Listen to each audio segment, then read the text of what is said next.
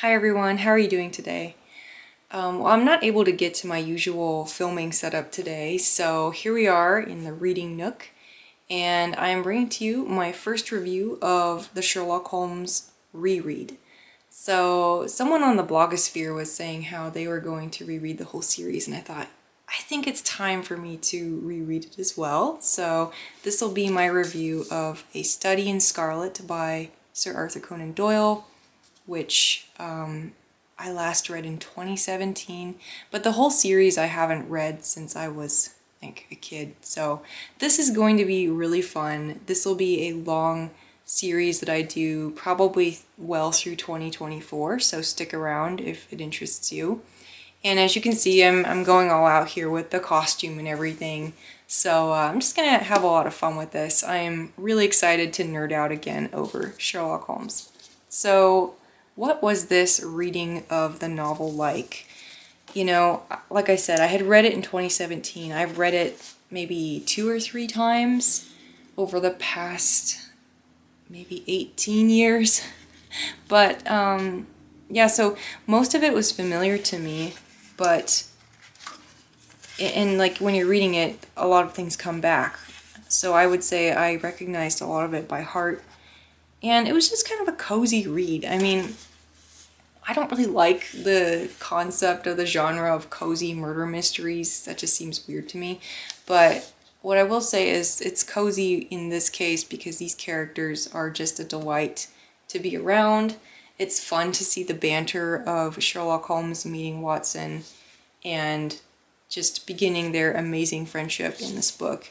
Now, for a little context, A Study in Scarlet was first published in I think it's Beeton's Christmas periodical or Christmas annual.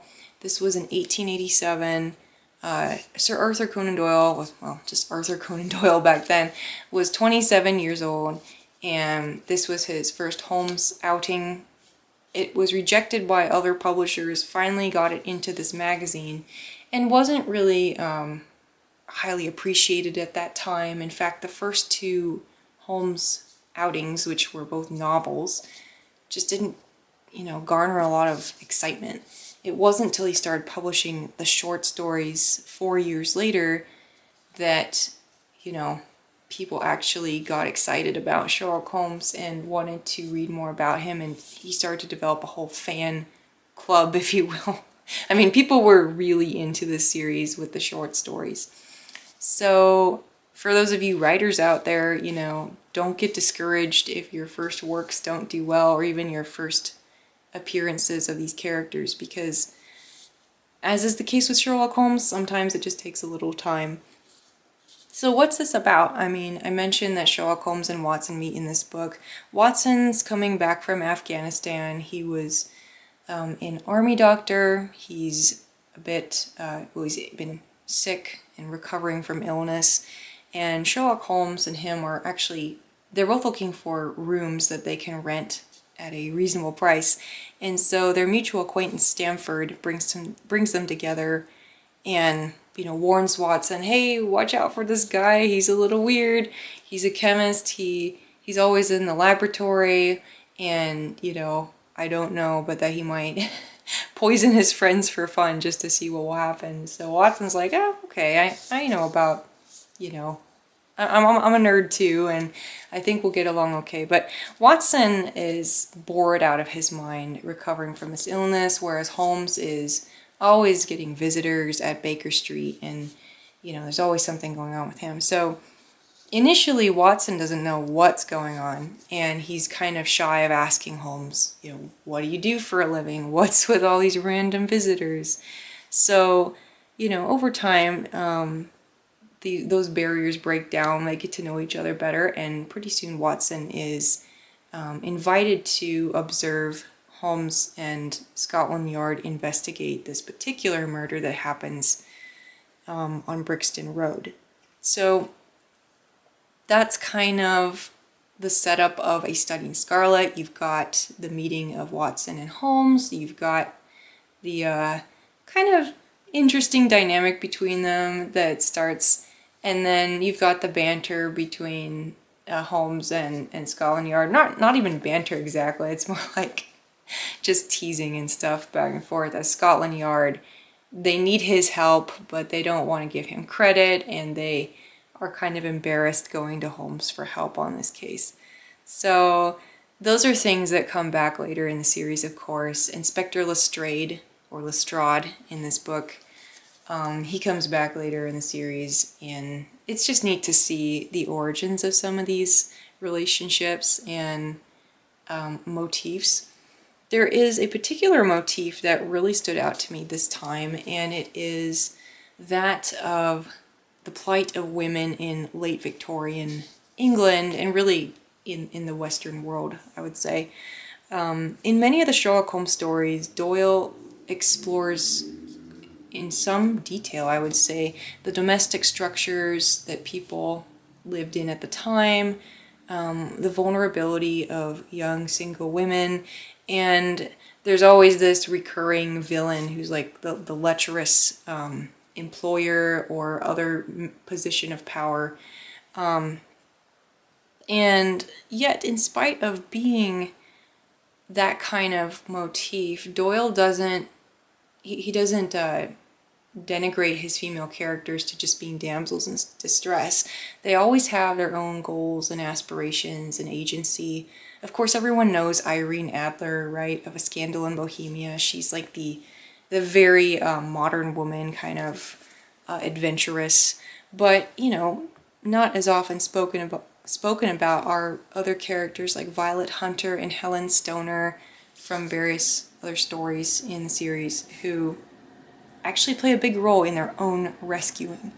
So, you know, it's interesting to see how he takes this trope of knight in shining armor helping damsel in distress, but, you know, Holmes is your unlikely knight in shining armor, and these women are not just damsels in distress. They are resourceful women, but they are endangered, and they need somebody else to help them and solve their puzzles.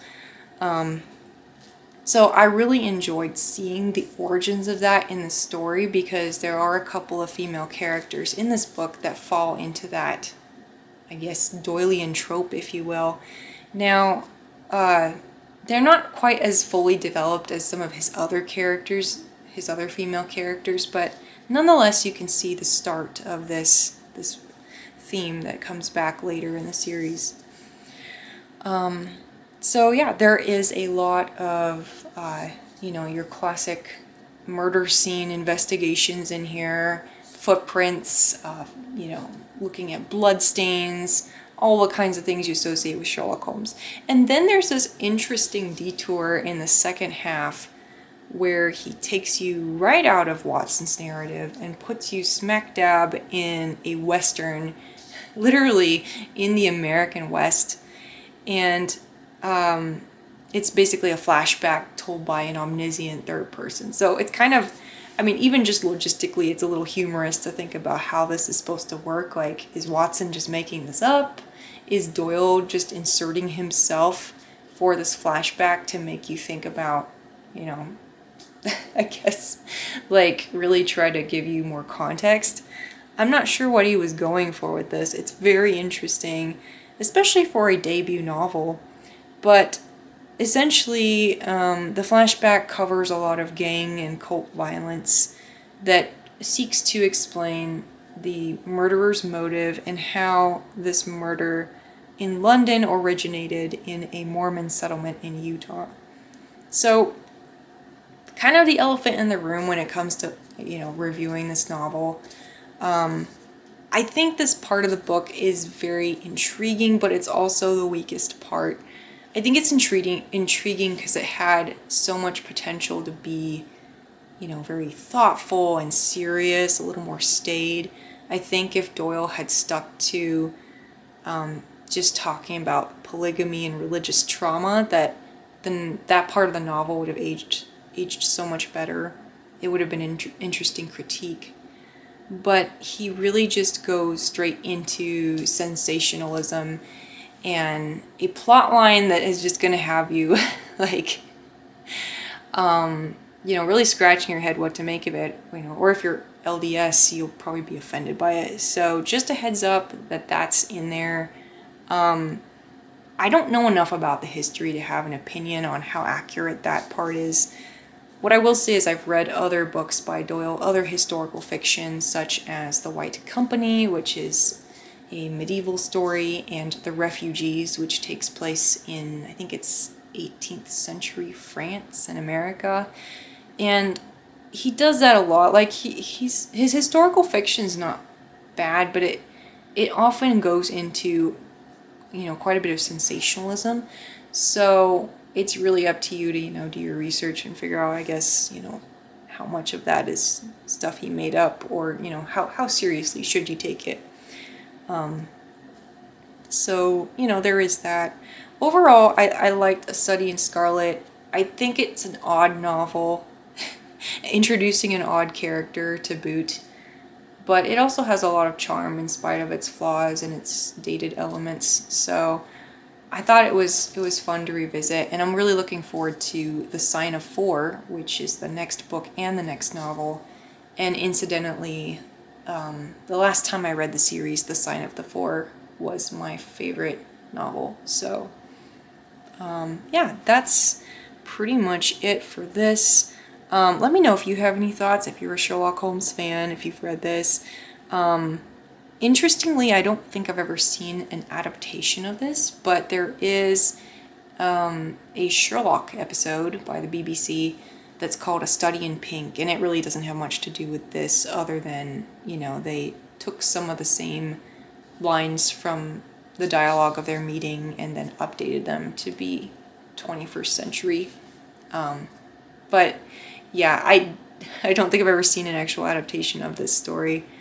So again, it remains a bit of an oddity, a bit of a nice Sherlock Holmes origin story, but, you know, there are better stories in the series, which I can't wait to share with you. So thanks for watching, and I will see you next time.